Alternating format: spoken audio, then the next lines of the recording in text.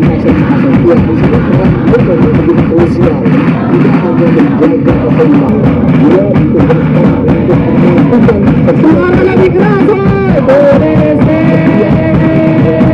Indonesia. Kita bersama sekali lagi. masih kosong-kosong juga kata-kata Makassar di pertandingan Piala Indonesia 2012 maka sebab pelanggaran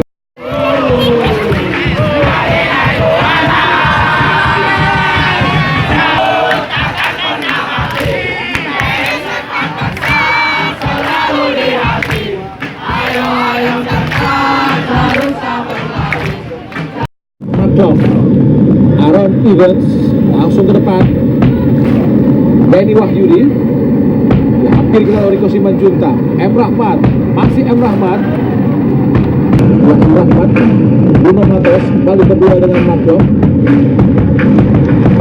kali gagal untuk melewati Matos Carl Junior dari pasang yang di sini peran betul begitu krusial, tidak hanya menjaga keseimbangan, dia ditugaskan untuk menentukan Suara lebih keras,